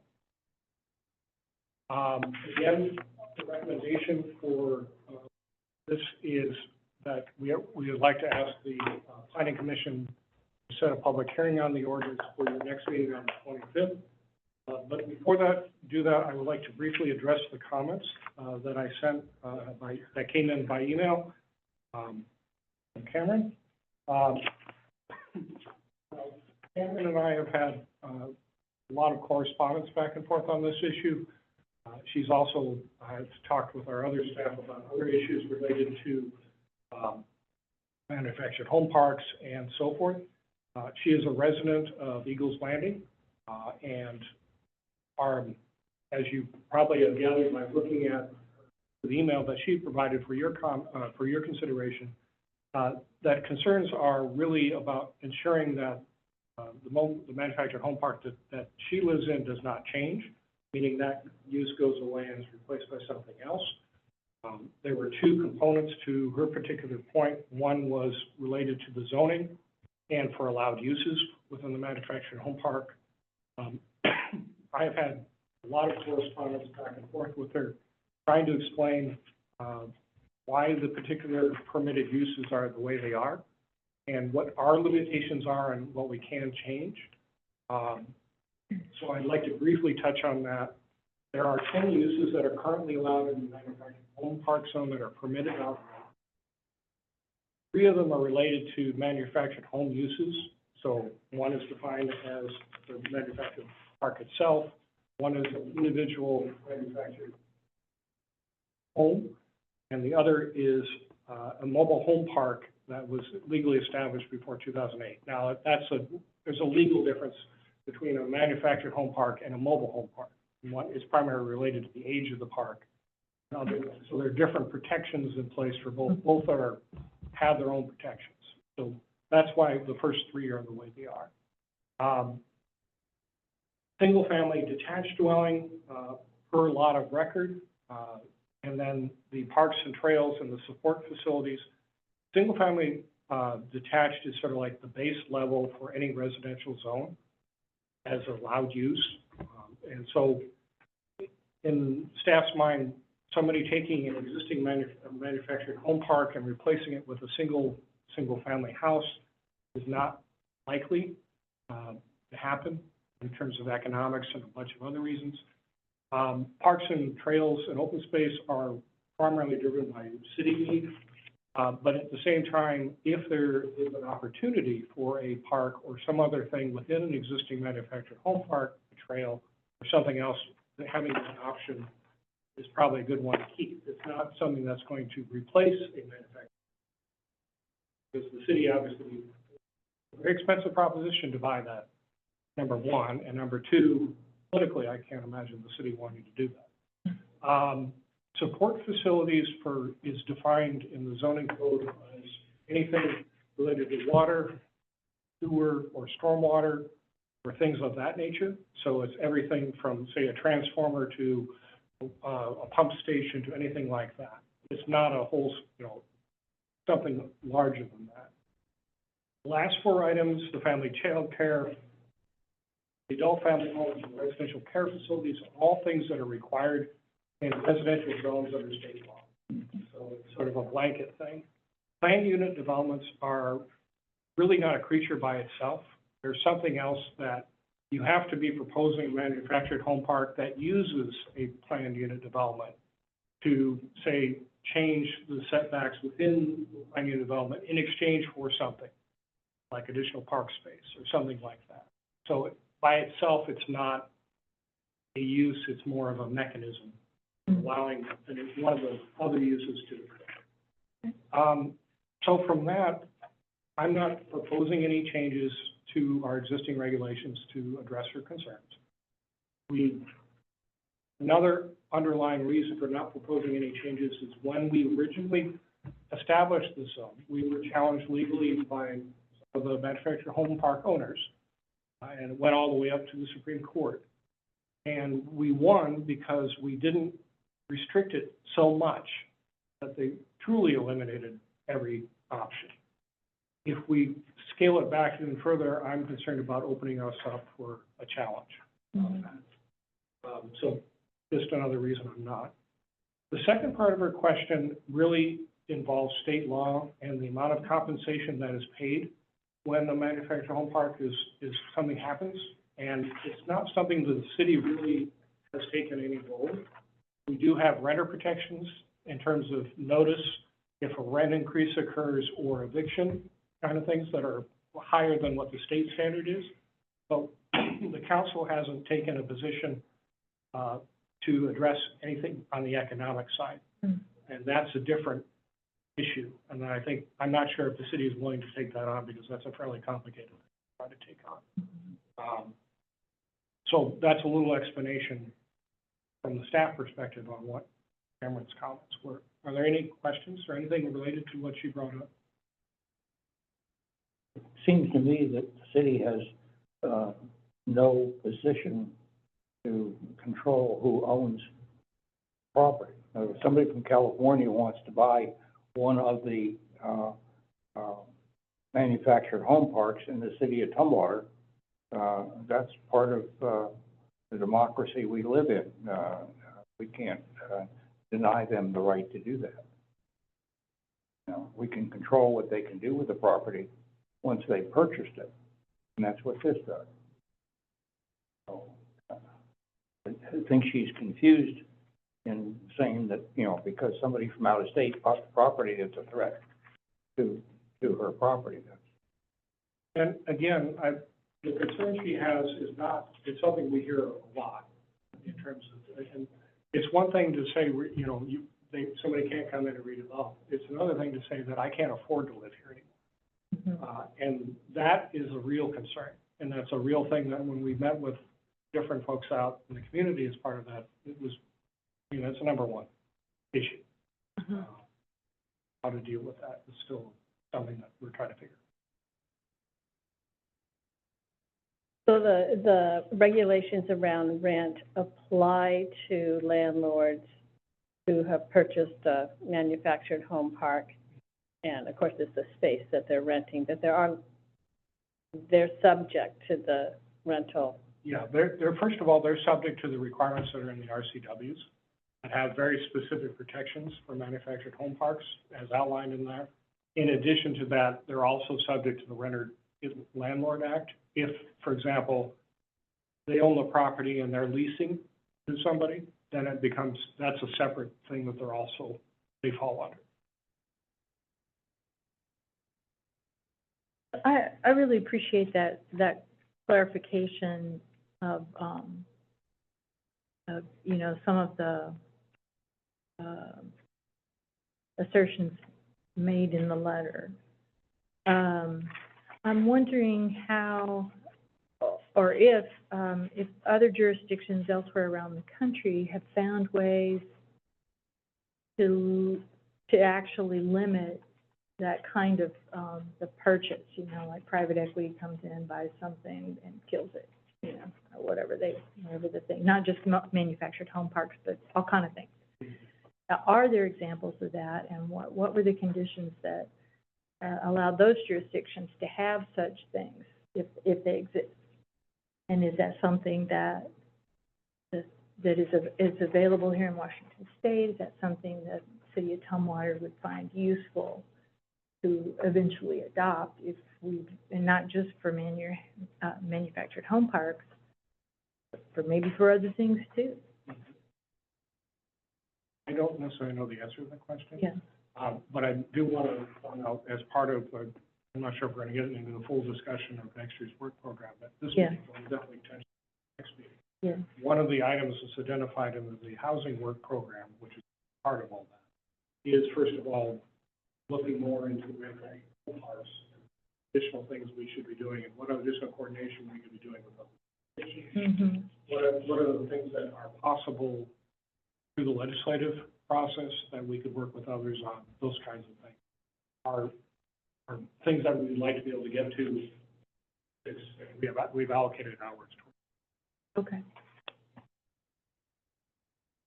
Does the city plan on responding at all, or was it thanks for your remarks? I provided a thank you for your remarks and said that we would be presenting about this to the commission. I also shared with her information for her to access the meeting. Wanted to come to. If she said she wouldn't be able to come because in at night, it's totally understandable. Right. Right. But, you know, if she wants to look at the recording of the meeting and all that, I provided the information for her to do.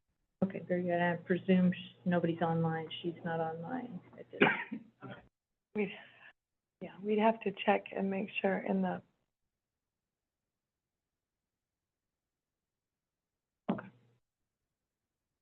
Great. That's okay. All right. Did you want to go cover the schedule then? Just that for, the request for the commission tonight is that you set a hearing for your meeting on the 25th. After the public hearing, we'll have the joint work session with the city council, where you'll have the opportunity to talk with the council about your recommendation, answer any questions and all that. After that, on the 16th of December, we are scheduled for consideration by the council to approve. And so we'll be able to meet the state deadline at the end of this year. That's important, obviously, one, because it's the deadline the state has set, but also from the practical side, if we don't, we have to use the state model code to allow all this stuff as of January 1. And it was a headache for me to try to understand what the model code said, so I much prefer to use our code. At our last meeting, we thought there might be a few week period, 2.5 weeks or whatever it was, where we might lapse into that kind of a. And that's where the emergency ordinance comes into play. Okay. Because the council can adopt it and it becomes effective, provided that all the council members approve. Okay, or all of them, or it's gotta be unanimous? Okay. All right, thank you. I guess we have, any discussion, or do we want to make a recommendation? Set a date for our hearing? Well, thank you for all of the information you shared, Brad. That's really helpful, answering our questions. So I move to hold a hearing on ordinance number, I thought it was, 2025-11. Very good. Is there a second? Second. Great. Been moved and seconded that we, set a public hearing date for ordinance number 2025-011, our 2025 Development Code periodic update. Any further discussion? All right, all in favor of adopting November 25th? That's the right date. I'm looking at the right thing. Okay, November 25th, our next meeting, as a public hearing for ordinance number 2025-011, 2025 Development Code periodic update. Please say aye. Aye. Good. Any opposed? All right. Public hearing scheduling away. Very good. Thanks, everybody. Thanks for walking us through that. Okay, let's go on to, prep for that joint meeting, I guess, with our work program. Oh, wait, hold on. I just had a quick question, may not be a quick answer. So once all of this goes into effect, that means on lots that there's enough space for ADUs and for some of the designs that you showed us. What power or authority does an HOA have to prevent that from happening? They'll have the ability, to do that. It's a private contract that is entered into. So that is, there's a flip side to that. You know, we can make changes to allow for these bigger things. It doesn't necessarily mean that people are going to be able to do that. If there are restrictions within an HOA or other things, Okay. do that.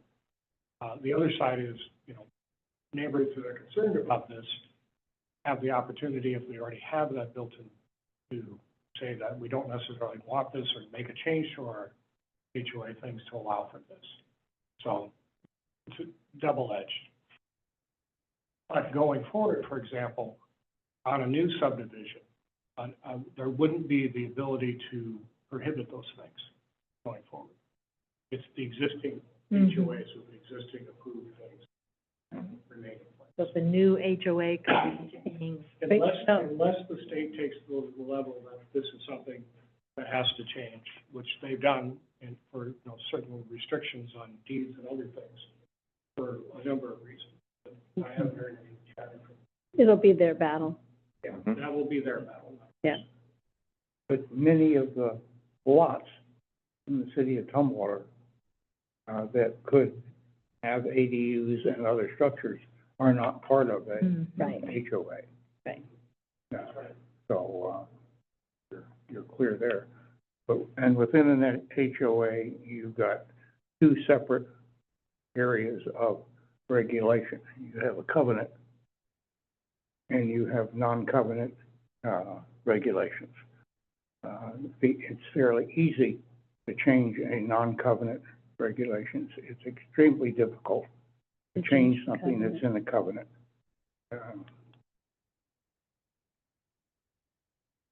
All right. Stuff.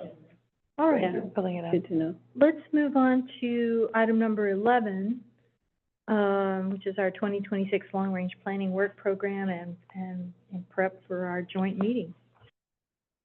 I am only going to very briefly touch on materials and sort of explain what we have presented to you.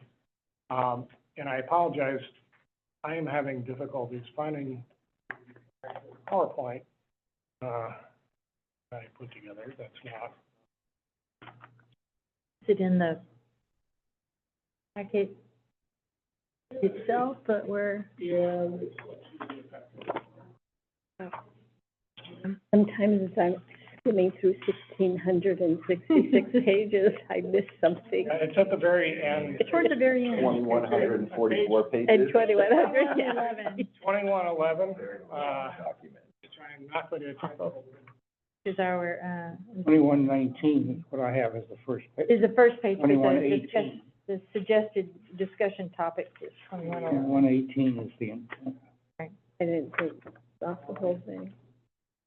Brad, it is in the packet. I don't know if you want to pull that up. You wanna look Well, at? I can do this. We'll do this. This is not.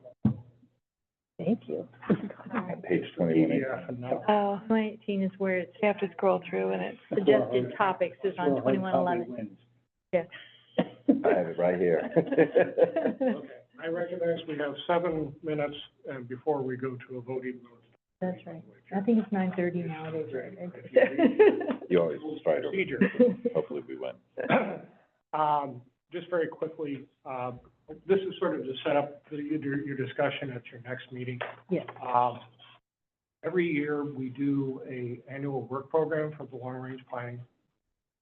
And the process is, it's actually spelled out in 1865, or 1860, where staff and the planning commission and the council basically throughout the year have been gathering things that this is a good idea to work on.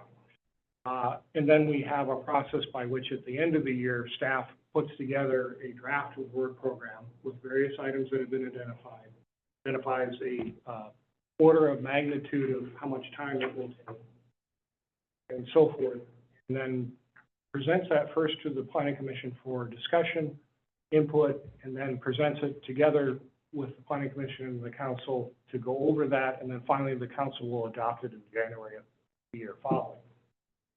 The reason for that kind of structure is it helps both the planning commission and the council understand what is going to be coming over the next year, what kind of big things that they want to see be worked on, when they will be worked on, and so forth. It also, in a way, locks in what is going to be worked on, so a new idea, if it comes up during the year, can be incorporated, but the discussion is, if we incorporate this new thing to work on, what do we take off? So we have that level of understanding and discussion, so we have adequate capacity to work on everything, and everybody has adequate capacity to absorb everything that we're working on. So we avoid 2,400-page packets like you've seen over the past couple of days. So very quickly, wanted to touch on some of the accomplishments from this year. I think I'm going to skip that if that's all right. We'll come back to that. I want to talk about some of the basics. We talked about who does it. We're budgeting for 3 1/3 FTEs. So Sharon and Dana full-time, Erica 90%, 10% goes to current planning, some of my time, and some of one of our current planners' time, as well as Jessica's time, are part of that. There are things that are ongoing from the previous work program. So Parks and Rec plan, Economic Development plan, the joint plan. The joint plan especially would be coming up in the first half of next year, as will the 2026 Development Code updates, which is the second half of all the Development Code updates that are required as part of the comp plan update. So we'll talk. Commitment from the county to do that? The agenda, the county staff as of August said, that sounds like a great idea. So I've been holding off, letting them know when we're going to be. I want to be more sure of our adoption before I spring it on them and say, we're ready to go. But their staff was actually eager, and I hate to say it, happy about the opportunity. So I want to take advantage of that. Ongoing work program includes the tree and vegetation preservation update work.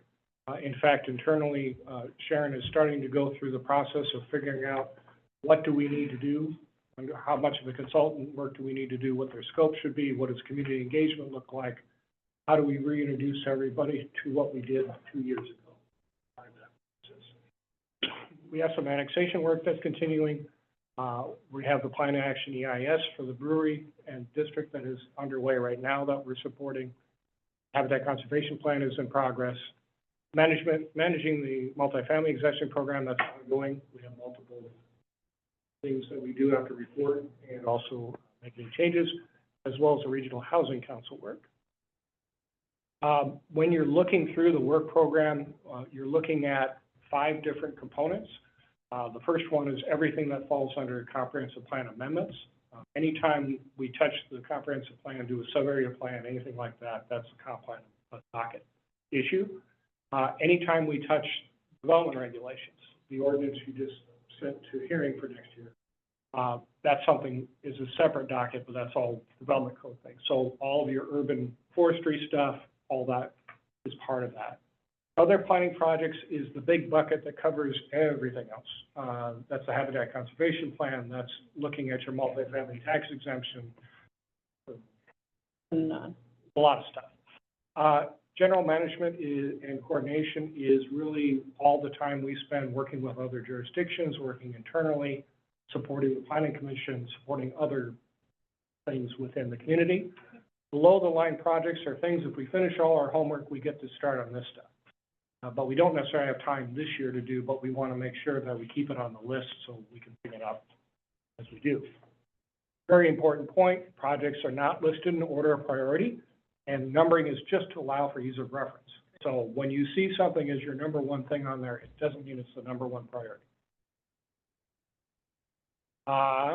We talked, I'll get into this, I think, the next time, but I encourage you to take a look at the actual plan itself and read some of the descriptions and get a sense of what's there, and have you have any questions as you're going through the document.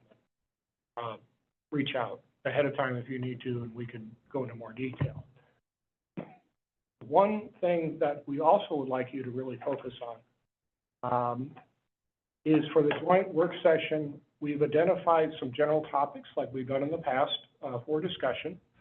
And we'd like you to take a look at this particular list that we've put together of some of the things to talk about with the planning of the city council when you meet together. So as in last year, we encourage a discussion between the commission and the council about what has gone well over the past year, what did not, what could we do better, what things could we be changing, are there additional opportunities that we can look for collaboration between the council and commission going into 26? What are the council's priorities for long-range planning as part of that? Are there any additional projects that can be considered? If other projects are considered, what can be delayed? And is there a way of priority, an idea of, how should we prioritize in our, so we encourage you to take a look at those particular questions as well. So this, if needed, we'll make sure that we include that so we have more time to actually get into the details. Starting list, Commissioner Kirkpatrick. I want to ask these questions Yes. because I'm not going to be here for That's right. the next two meetings. But has there been any consideration of taking the food systems plan implementation and doing it at county level? We've allocated time for that. I think we've allocated some time for. You've allocated time for it. That's why I'm wondering why should we spend a lot of time doing an individual food service program for City of Tumwater when, like housing and some of the other things, we could join together with the other two agencies.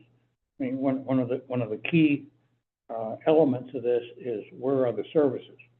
Right now, the services are almost all in Olympia, and we have very little bus service between us and Olympia. So if we're going to support a food service program, it would be probably better to support it in Olympia, where it's close to the services, than to develop an independent service here. Rather than spend a whole bunch of time developing a system for independent system for the City of Tumwater, could we not do this on a county level? Your food bank, for instance, is the Thurston County Food Bank. It's not the Olympia, Lacey, or the Tumwater Food Bank. We actually we actually don't have a lot of staff time allocated to that. It's mostly coordination in 2026. It will be mostly coordinating with those other partners, the food bank being one, and some other regional partners. So the focus is how do we support those regions and what does Tumwater need? So, for example, the food bank actually does operate an operation over at here, a drive-through, essentially. And We've got pantries all over the place. exactly, and But those kinds of things are. it's a centralized level of- plan on what hours they're going to be open, and one of the difficulties when you primarily a volunteer organization is having the staff to actually manage the volunteers. So that's really the cut. It's not that they don't have enough staff to do the work, it's that they don't have enough staff to manage the volunteers that are doing the work. Okay, that was one that I just wanted to throw out there, and the other thing is looking way down at the bottom, but of course you said these are not in order of priority. So the things that are off is the item on essential public facilities, and it seems to me that that's essential. Putting that on the back burner is going to be equivalent to the run-in we had with the airport over changing the airport zoning and us not bothering to put it in our zoning maps because it never made the above the line. So I would suggest that getting the work done on essential public facilities is essential. And I was sort of looking about trading that out for the time that you have for your food service plan. I think I probably should explain a little bit about what the scope of the essential public facility changes are. Currently, our code has, we're required under state law to provide for essential public facilities, which are those things that everybody uses but nobody wants. Prisons, airports, large things of that nature. Our current code, I think, is fine in terms of the scope of what it allows and all that. The focus of those proposed amendments was to actually pull those out of, where they reside within our conditional use permit right now, and whether that's really the best place for them, and this is mostly sort of an internal code thing, rather than a substantial change in terms of what we allow and where we allow. And that's why we don't think it's necessarily something that we need to put above the line for now, because it's not essential to make sure that we meet state obligations or what we currently do for essential public facilities.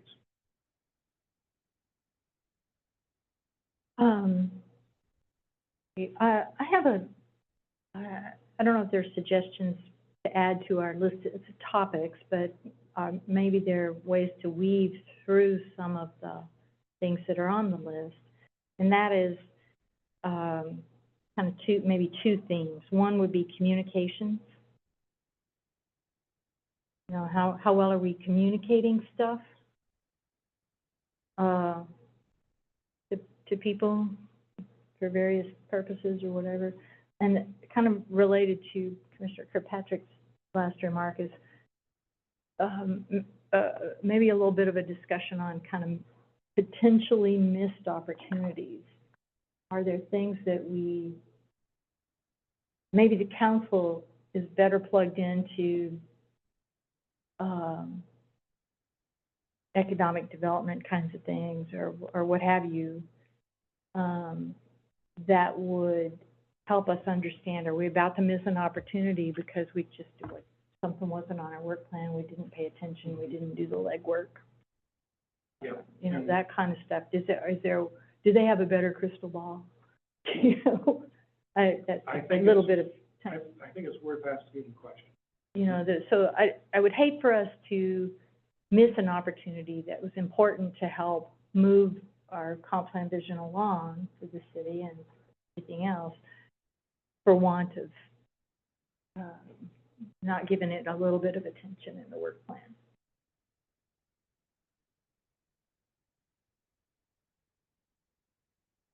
I'll go and call on Commissioner Kotek or Commissioner Edwards. Do either of you have any remarks so far on this?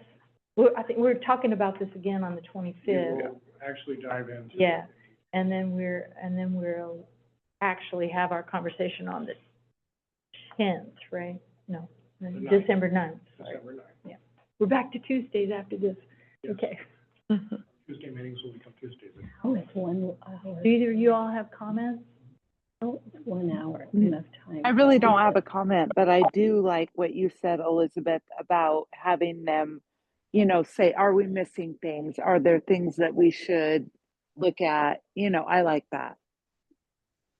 Great. Yeah, I agree as well. I really like the discussion. Great. Thank you. Brad, did you have anything else you wanted to talk about on that? No, I think that's good for now. And so next meeting, we've got our public hearing on the ordinance, our development code ordinance, and topics on this, the work plan. I guess anything else we're going to talk about. Any other remarks people have tonight? Questions, comments? Terry, thank you for reminding me you won't be able to make it. I also will not be here next meeting, so I think Okay. it's critical that we have, Okay, yeah. a quorum. Yeah, it might be Really critical. critical, yeah. We'll make sure that we have Jessica reach out to him. Okay, Yeah, if I'm able to join by Zoom, I will, but I might be on a plane. okay. Great. Appreciate it. Might be limited. Willingness to maybe do that. See? I'll be over the water. Terry said he'll stay up late if he has to, That's right. so Dialing up in the middle of the night. Okay. All right, it's only a 3-hour tour. okay. Very good. Thanks for reminding me. Okay. Okey-doke. Well, looks like our business is done tonight, so anticlimactically, I Our meeting is adjourned. Thank you. Thank you. Thank you. 1 hour, 1 hour. Critical to have. And I have a copy of your covenant. Right, right. Yeah. So if we have, Okay.